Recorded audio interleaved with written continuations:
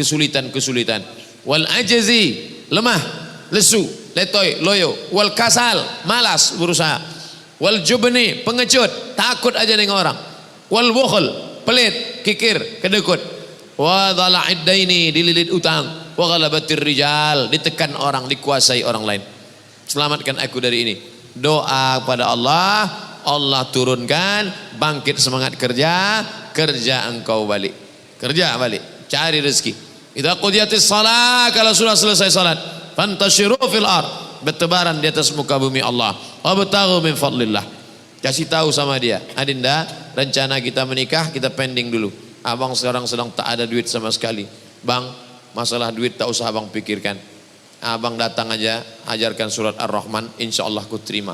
Wah, tapi sayangnya di sinetron aja yang gitu. Apa betul Pak Ustadz seorang tamu tak boleh menjadi imam, khususnya salat Jumat? Boleh, apa pula tak boleh? Yang tak boleh itu dalam mazhab Syafi'i. Ini mazhab Syafi'i yang ketat salat Jumat nih.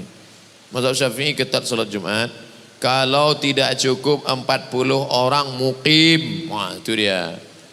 Ada di situ cuman 39 orang. Nah, itu tak sah salat Jumat menurut mazhab Syafi'i. Harus mukim pula. Ini orangnya ramai. Tapi saya kalau khutbah dimanapun tak mau saya jadi imam. Imam tetapnya lah. Kemarin khutbah di Masjid BI. Silakan maju Pak Ustaz. Mana imam tetap? Imam tetapnya pula hafiz hafal Quran, anggota lajnah pentashih Al-Quran. Jangan beli Quran kalau tidak ditashih. Mana halaman tashih? Nih ada di halaman tashih. Halaman tashih. Kalau tak di muka, di belakang. Biasanya begitu. Kalau tak ada, kok bisa Quran ini dicetak di sini? Wah, tak ada tashihnya. Tak ada tashihnya. Tidak ada halaman tashih. Jadi Ustadz Imam BI ini dia anggota pentashih Al-Quran. Dulu kita bangga kita dulu kalau buka Quran. Ada orang Riau di dalam. Siapa dia? Dr. Satria Effendi dari Kabupaten Pelalawan. S1 Universitas Damaskus, S2, S3 Ummul Qura Makkah, pulang menjadi tim pentashih Al-Quran. Umurnya pendek, meninggal dunia. Ustaz Satria Effendi. Sampai Pangkalan Kerinci, naik sampan, terus arah ke Tanjung Batu. Situlah kampung halaman beliau. Bukan main perjuangan dia sekolah. Naik sampan dari Sungai Kampar ujung sana, terus sampai kemari. Sekolah ke Candung bersama Ustadz Bakhtiar Daud. Barulah ke Suriah Damaskus, barulah ke Makkah. Pulang kebanggaan. Dipendek umurnya, barokah hidupnya. Nah, pentashih Al-Quran. Jadi saya persilakan dia hafiz Quran, beliau maju. Saya khotibnya saja. Ramai jamaah. Jadi tak perlu kita ragu. Saya mendoakan Ustaz keluarga sehat, dilindungi Allah siang dan malam. Amin. Ada orang mendoakan kita siang aja. Ini siang dan malam. Lailau wa nahara. Apa hukumnya wanita sedang haid masuk masjid? Perempuan haid tak boleh masuk masjid. Perempuan haid tak boleh megang Quran. Tak boleh megang Quran. Tak boleh membawa Quran. Tak boleh buka Quran. Tak boleh baca Quran. Tak boleh tawaf. Tak boleh i'tikaf. Tak boleh puasa. Itulah maka masjid-masjid dulu ada terasnya, ada emperannya. Coba tengok Masjid Baitur Rahman Aceh. Ada terasnya. Masjid Raya Al-Masun Medan dekat Istana Maimun, ada terasnya. Masjid Sahabuddin Siak ada. Masjid ini dulu yang bangunan tua dulu. Sebab pejamkan mata, bayangkan balik masjid tua dulu. Nampak saya terasnya. Ada depan. Ada terasnya dulu. Itu makanya arsitek yang bangun itu mesti paham fikih. Maka perempuan di teras itu dia duduk. Membaca Quran Pak Ustaz, mengulangi bacaan boleh. Ada ibu-ibu anak gadis hafal Quran 30 juz. Satu hari mesti diulang 2 juz. Kalau tak diulang lupa. 7 hari dia berhalangan, maaf cakap, maka 14 juz ulang. Cara ngulangnya diam aja. Kalau ada istri bapak diam aja, itu ngulang bacaan Quran.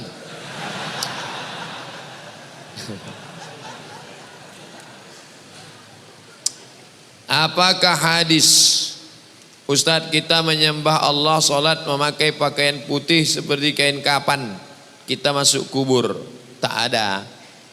Tak ada itu. Yang ada adalah sunnah mengikut Nabi, pakaian yang paling disukai Nabi putih, jubah Nabi putih. Kalau kita pakai pakaian putih, cepat nampak kotornya, kita ganti. Kalau kita pakaian tak putih, tak nampak kotor, kawan tak tahan. Nah, oleh sebab itu bagus pakaian putih. Nabi SAW pakai putih. Jika kita setelah berwudu, mandi wajib. Setelah mandi kita langsung akan salat wajib. Apakah kita wudhu sekali lagi? Tidak. Wudhu menghilangkan hadas kecil, mandi menghilangkan hadas besar. Kalau hadas besar sudah hilang, untuk apa lagi hilangkan hadas kecil? Maka begitu Nabi sunnah. Pertama, maaf cuci tangan, supaya jangan sampai tangan yang kotor masuk ke dalam. Setelah itu membasuh kemaluan. Setelah itu berwudhu macam wudhu solat. Setelah itu baru mandi. Setelah mandi sah solat. Tapi rupanya dia ragu. Saya ragu Pak Ustadz. Kebetulan mandinya di kolam renang. Di setelnya pula terkentut dalam kolam. Suka dia menengok air berbuih-buih naik ke atas. Ragu saya Pak Ustadz. Kalau ragu, da'ma ya ribuka ila ma la ya ribuka. Maka berwudu engkau setelah mandi. Naik ke atas bilas. Karena air kolam itu macam-macam. Orang berkudis, orang berbisul, orang berkurap airnya semua. Tak pula diganti. Naik ke atas bilas. Setelah bilas berwudu dia sekali lagi. Afdal untuk menghilangkan was-was dia. Jika seorang perempuan sedang belajar jadi imam, bolehkah solat wajibnya diucapkan dengan sedikit keras? Asal tak ada laki-laki, perempuan sama perempuan, ibu, anak ibu, adik ibu, ponakan ibu, perempuan semuanya, maka dia baca jahat. Tapi kalau ada laki-laki, tidak. Laki-laki dia ada laki-laki ampinan jadi imam. Saya ada lihat ceramah Ustadz di Instagram, Ustadz Ted. Nah, ini kalau disebut nanti kena sensor. Tentang azan yang tidak boleh lafaznya dipanjangkan, harus mengikuti sesuai mat tabi'i. Macam mana? Allahu Akbar, Allahu Akbar. Macam mana kalau tak hilang? Allahu Akbar, Allahu Akbar. Macam mana itu? Jadi masalah azan itu tidak sama macam itu. Azan itu bersanad. Itu muazin itu azannya bersanad sampai kepada Bilal bin Abi Rabah. Muazin itu bersanad tuh. Dia dari gurunya sampai kepada Bilal. Lagunya tak berubah-ubah. Jadi kalau ada, inilah bahayanya orang belajar tajwid, lalu kemudian mau diterapkannya itu semua. Tetap panjang. Allahu Akbar, Allahu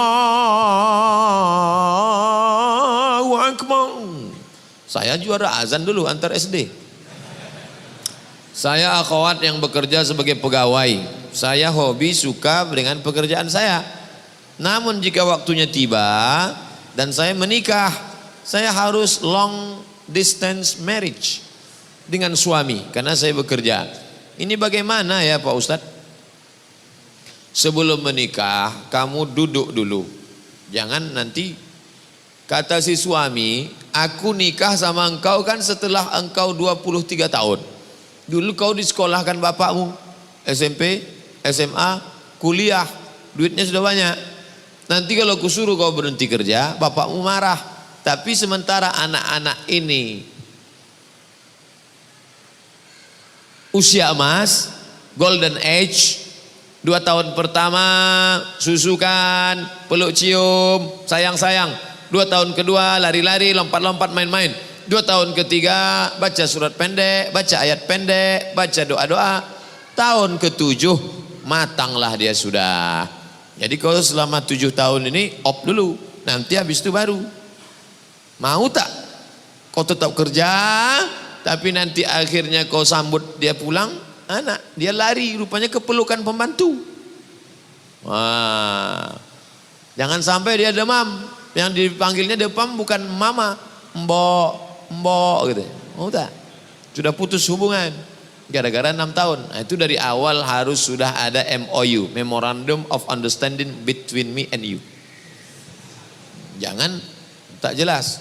pacaran 2 tahun tak tentu arah. Yang dibicarakan, duduk, apa gimana kabar status Instagram hari ini ya? Tak jelas. Pendek, singkat tapi jelas. Jangan tak tentu arah. Tak ada pacaran-pacaran tuh. Ketika bercampur baur wanita dan pria, namun tak ada niat, tak ada nafsu, hanya sebatas teman. Bagaimana hubungan pertemanan seperti ini Ustaz? Tak ada ini. Mana pula tak bernafsu? Mana ada orang tak bernafsu? Anak-anak muda tak bernafsu. Kami yang tua-tuanya aja bernafsu. Apalagi kalian muda. Tak ada tuh. Kami berteman aja Pak Ustaz. Tak ada. TTN itu. Teman tapi nafsu. La tattabi'u khutuwatis syaitan. Jangan kau ikuti langkah-langkah setan. Jangan ikut-ikut langkah setan.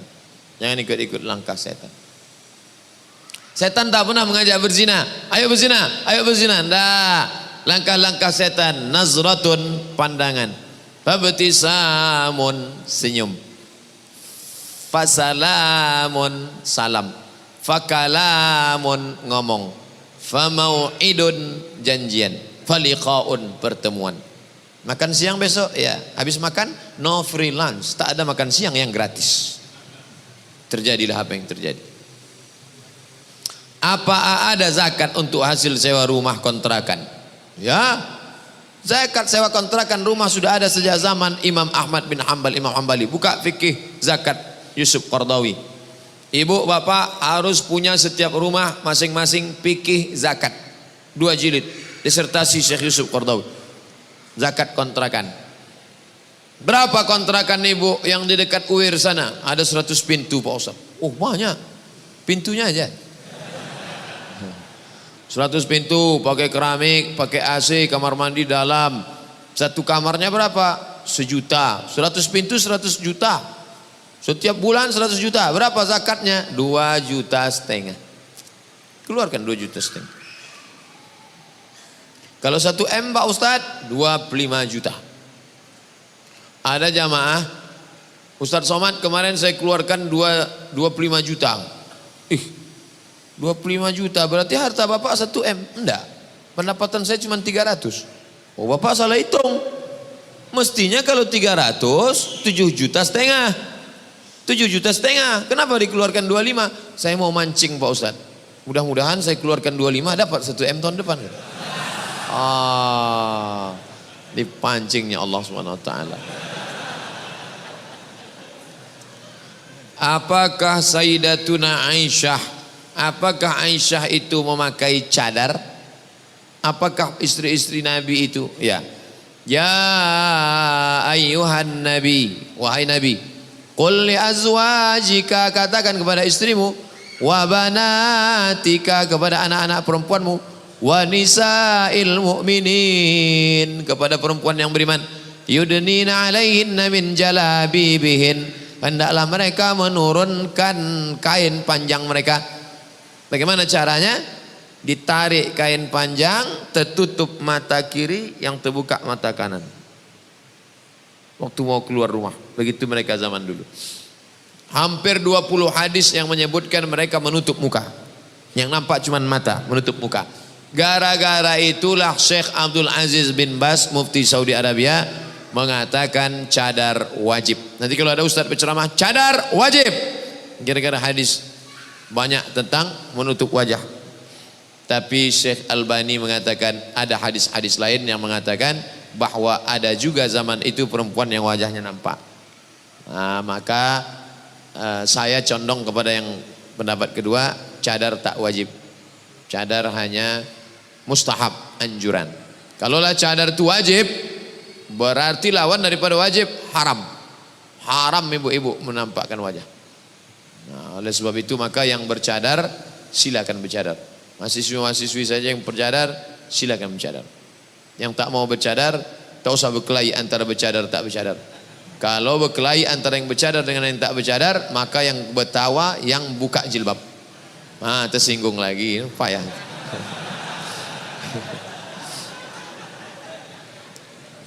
Apa hukum wanita keluar rumah pakai lipstik? Kenapa mesti pakai lipstik? Dipakainya lipstik. Lipstik itu kan pencitraan. Udah jelas bibir itu hitam macam sawo busuk. Dipasang merah. Dipasang merah itu kan pembohongan publik itu. Pembohongan publik. Apa adanya saja lah. Banyak kakak-kakak kita, jamaah-jamaah kita tak ada pakai make up. Tapi orang senang. Kenapa? Yang penting itu inner beauty. Kecantikan dari dalam. Kadang pakai make up kita pula takut nengoknya. Macam musuh Batman. Apakah sama keutamaan solat berjamaah di masjid dengan di rumah? Tak ada solat di rumah. Solat berjamaah di masjid. Solat berjamaah di masjid. Nabi pernah solat berjamaah di rumah, solat sunat, solat tahajud, solat sunat. Ya. Tapi kalau solat berjamaah di masjid. Nabi sampai ketika sakit menggeletar pun ke masjid. Musafir bisa.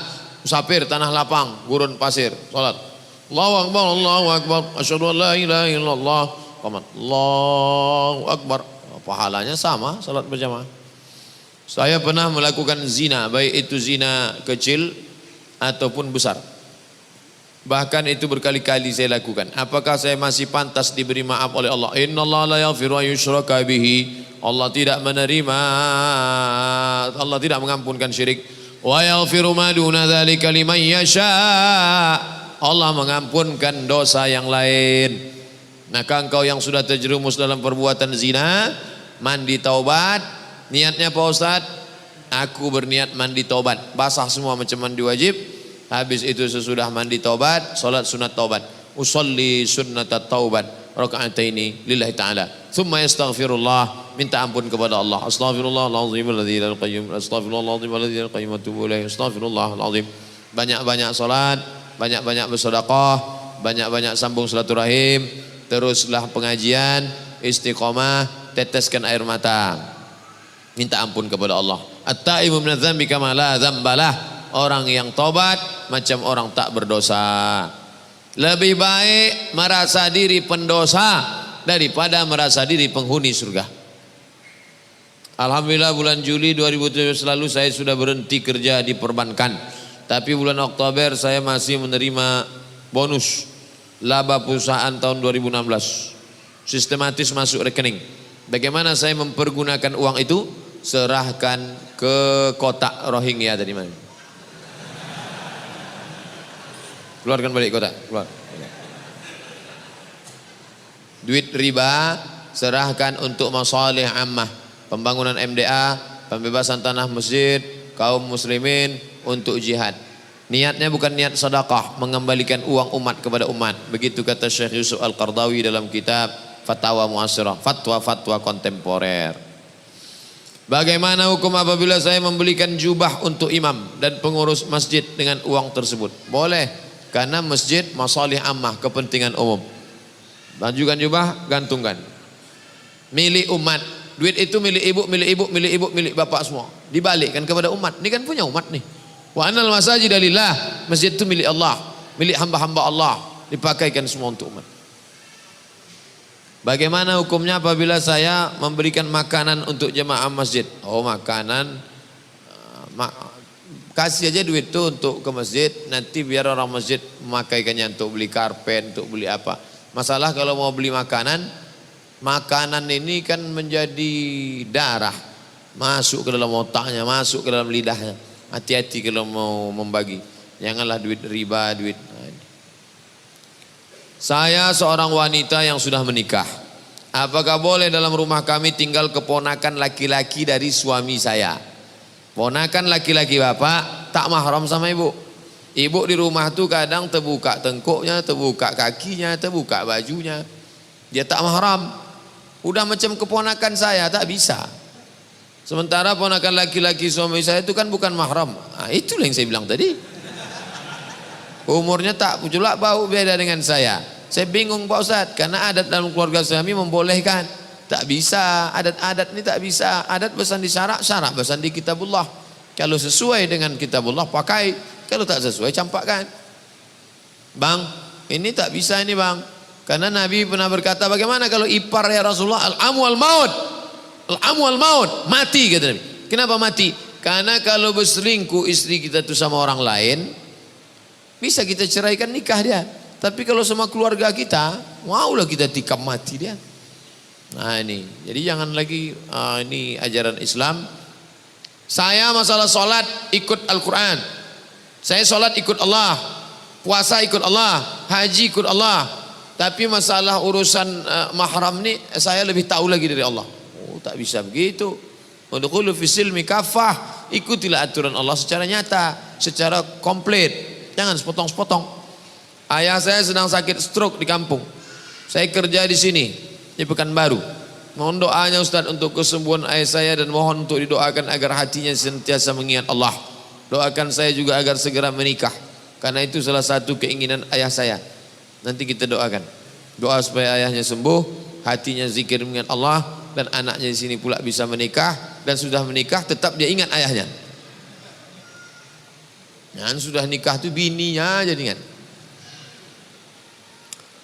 Saya doakan semoga Ustaz selalu diberikan kesehatan dan kebahagiaan. Amin.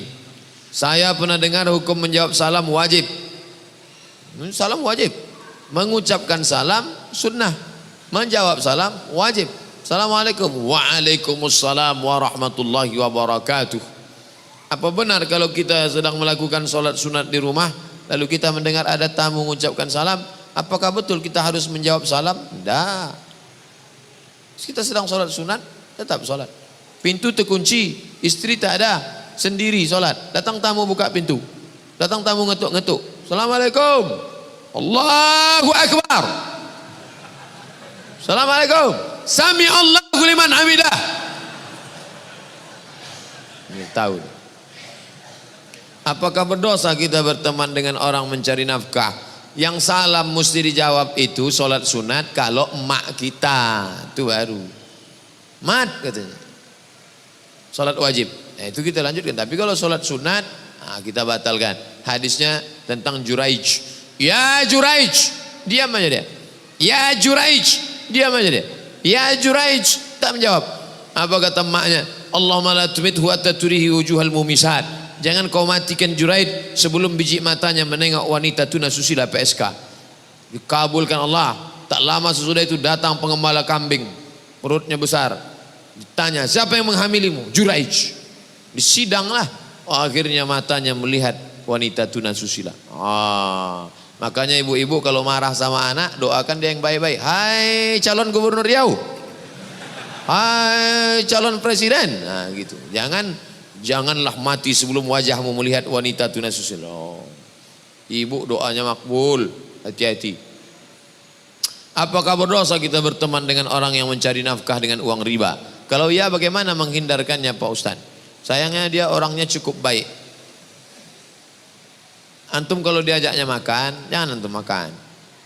Dikasihnya duit, antum ambil, serahkan ke masjid. Alhamdulillah Pak Ustaz, setiap dapat 10 ribu, 15 ribu, kau serahkan ke masjid. Kalau sejuta, itu agak berat sikit Pak Ustaz.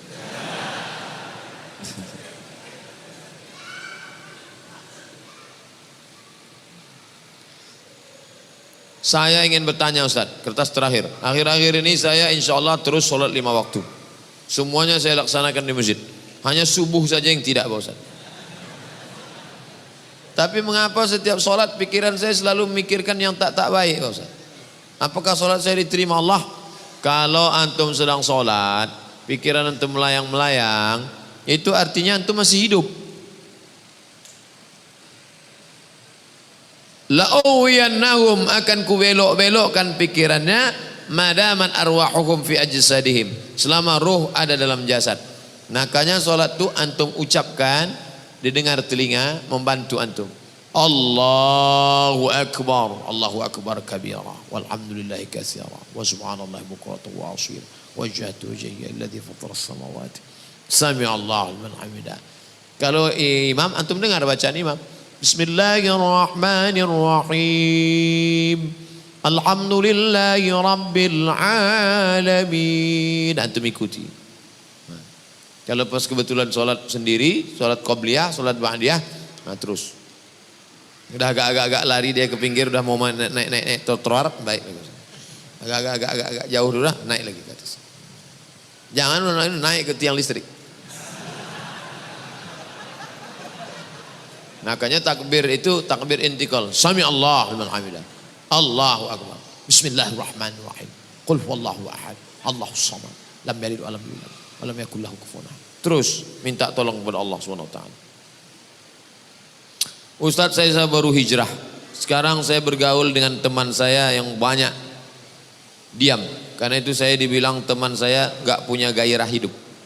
Padahal saya gitu hanya untuk menjauh, menghindari apa yang Allah tak suka. Apakah yang saya lakukan sudah betul? Antum sudah betul. Antum betul. Jangan cakap-cakap haram, jangan cerita aib orang, jangan membuat yang tidak-tidak.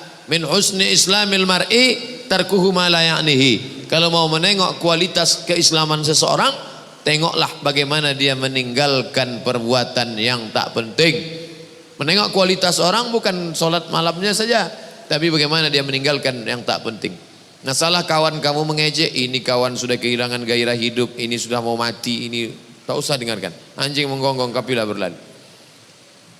Semoga Ustaz dalam lindungan Allah, amin. Mau nanya, saya seorang guru, apakah kita berdosa ketika azan kita mengajar? Padahal itu perintah Allah. Namun di sisi lain kewajiban kita sebagai guru mendapatkan gaji. Guru penyusun jadwal dengan murid ini harus sama ngajinya.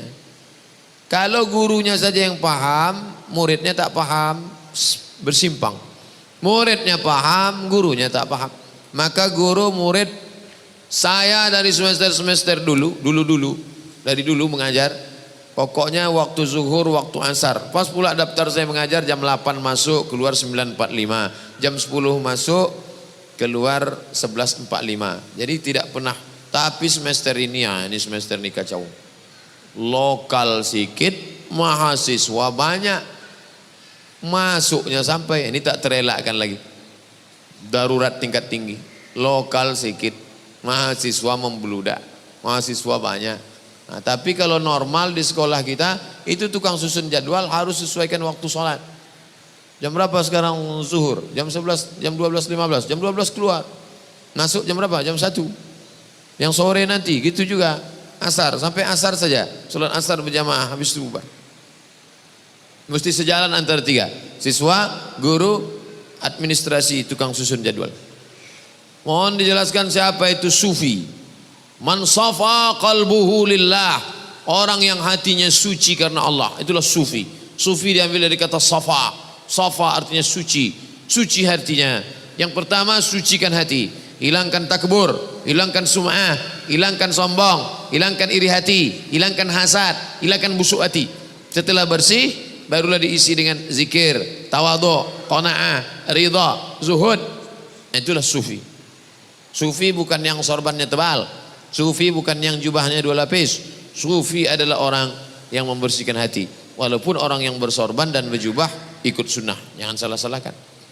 Karena banyak orang-orang tertentu yang menentang ajaran kaum sufi. Padahal sejarah yang saya pahami menyebarkan Islam di Nusantara adalah ulama-ulama yang melaksanakan ajaran sufi. Bagaimana sebaiknya seorang pemimpin? Apakah boleh membuat baliho ucapan selamat Natal?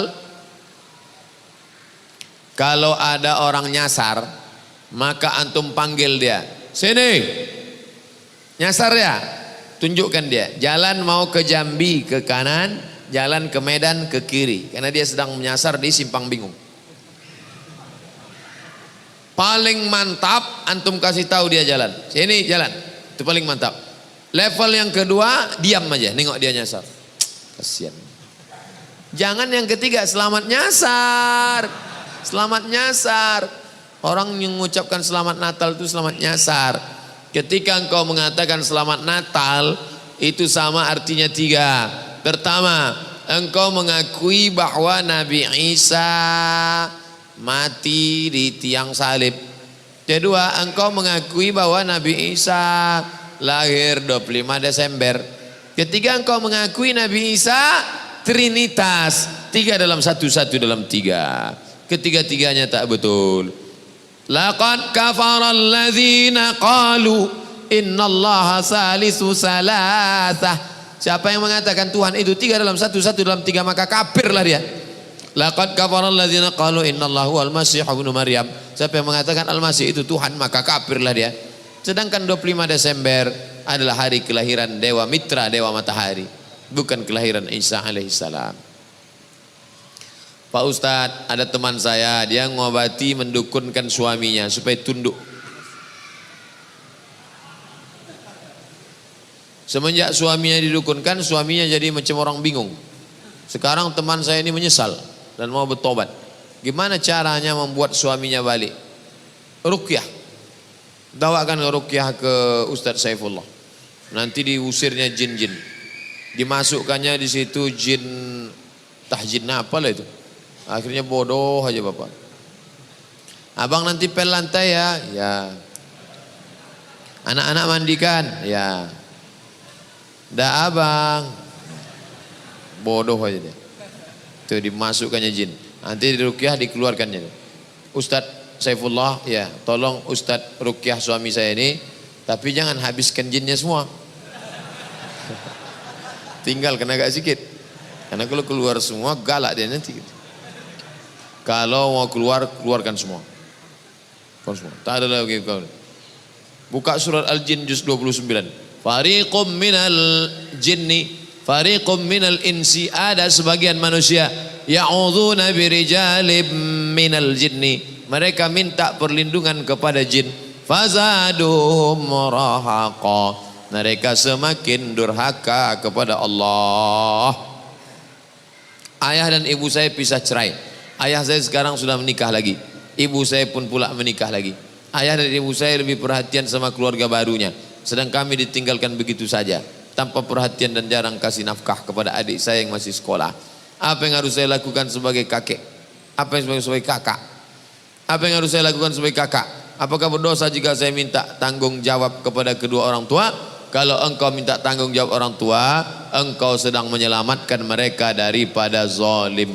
Ittaquz zulma, takutlah engkau kepada zalim. Fa inna zulma zulumatun yaumal qiyamah, karena kezaliman akan menggelap pada hari kiamat. Tukang gosok, tukang setrika, tukang supir, tukang security, tukang kebun, bayar gajinya. Jangan sampai kita makan titik puluh keringat orang lain. Istri, anak, ada 5 haknya. Makan, pakai, tempat tinggal, pendidikan, perhatian. Yang ini punya istri baru, ini punya suami baru. Dapat anak baru, dapat anak baru. Anak lama dibiarkan. Nih dituntut di akhirat. Sekecil apapun, famay ya'mal mithqala dzarratin khairan yarah. Jangan sampai kita aniaya orang. Dosa kepada Allah, salat sunat taubat, menangis di pintu Ka'bah. Ya Allah, ampunkan aku ya Allah. Tapi dosa kepada manusia tak bisa. Harus dibayar. Pada tiap bangun salat malam, saya selalu memaksakan diri agar rutin, tak putus. Saya motivasi sambil berucap dalam hati, kalaulah tidak karena Allah dan berharap pahala hidayah rahmatnya, saya tak akan bangun jam segini. Apakah hal ini dibenarkan Pak Ustaz? Boleh.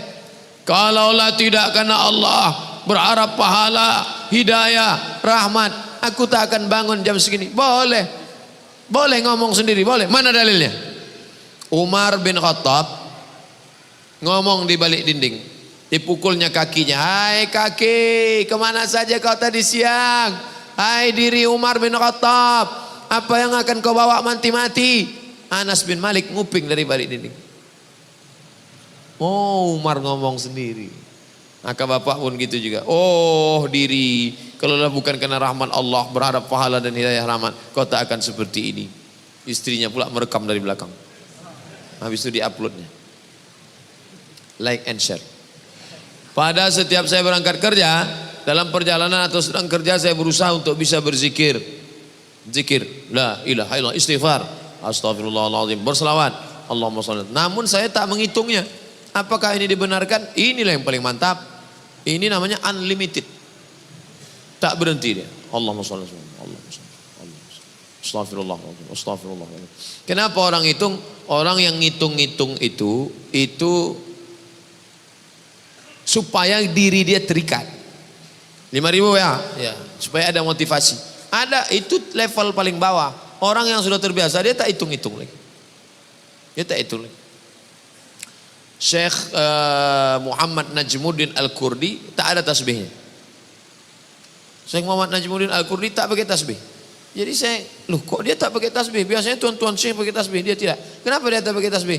Karena menurut dia tak berhenti. Sekali tarik dengan sekali hembus tetap zikir. Tariknya zikir, hembusnya zikir. Tariknya zikir, hembusnya zikir. Kalau tak putus 25.000 sehari. Itu kata Syekh Muhammad Najmuddin Al-Qurni. Tarik sekali, zikir. Hembus sekali, zikir. Kalau tak putus 25.000. Agak-agak lupa, ingat balik. Agak lupa, ingat balik. Apa zikirnya? Terserah. Allah atau astaghfir atau la ilaha illallah. Afdalu zikri la ilaha illallah. Kalau pas ngomong, tetap ngomong. Bukan berarti tak ngomong. Kerja di kantor gubernur, datang orang mengurus surat tanah. Gimana Pak? Bukan itu maknanya. Zikir itu menyebut di mulut, mengingat di hati, mengagungkan. Menyebut di mulut, mengingat di hati, konsen pikiran, sikap mengagungkan. Itulah zikir. Ala hadhihi niyah al-Fatihah. A'udzubillahi minasyaitonir rajim. Bismillahirrahmanirrahim. Alhamdulillahi rabbil alamin arrahmanir rahim maliki yaumiddin. Iyyaka na'budu wa iyyaka nasta'in. Ihdinas siratal mustaqim. Siratal ladzina an'amta 'alaihim ghairil maghdubi 'alaihim waladdallin. Amin. Rabbana ighfir lana dzunubana, ampunkan dosa kami ya Allah. Wa liwalidaina, kedua orang tua kami. Wa li azwajina, pasangan hidup kami. Wa li dzurriyyatina, anak cucu keturunan kami. Wali ikhwanil ladzina sabaquna bil iman, saudara-saudara kami yang sudah mendahului kami dengan iman. Allahumma ansur ikhwanana al mujahidin fi Rohingya, tolong saudara kami yang sedang teraniaya di Rohingya. Wa fi Palestin, wa min masyariqil ardi ila magharibiha, la tada' lana dhanban illa ghafartah, segala dosa kami ampunkan ya Allah. Wala aiban illa satartah, segala aib kami tutupi ya Allah. Wala musafiran illa wasaltah, saudara kami yang musafir sampaikan ke tujuannya ya Allah. Wala maridan illa syafaitah, ayah kami, ibu kami, saudara kami, sahabat kami yang sedang sakit, angkat penyakitnya ya Allah. Buat hatinya senantiasa berzikir sehingga musibah penyakit itu terasa ringan bagi mereka ya Allah. Wala aziban illa zawajtah, adik-adik kami, saudara kami akan menikah, mudahkan urusan pernikahannya, berikan jodoh yang soleh dan solihah ya Allah. Wala raghiban alla anjabtah, yang ingin punya anak, berikan mereka anak keturunan yang baik-baik ya Allah. Allahumma dafa'ana al-ghala wal waba wal fahsya wal riba wal zina wal munkar. Jauhkan bumi lancang kuning, jauhkan dari malapetaka, bencana, riba, zina, narkoba, perbuatan keji dan munkar. Allahumma hadi qaumana fa innahum la ya'lamun. Saudara-saudara kami yang belum dapat hidayah, bukakan pintu hidayah bagi mereka. Mereka berbuat salah karena tak tahu ya Allah. Rabbana atina fid dunya hasanah wa fil akhirati hasanah wa qina adzabannar. Wa sallallahu ala sayyidina Muhammad wa ala alihi wa sahbihi wasallam. Walhamdulillahi rabbil alamin. Taqabbalallahu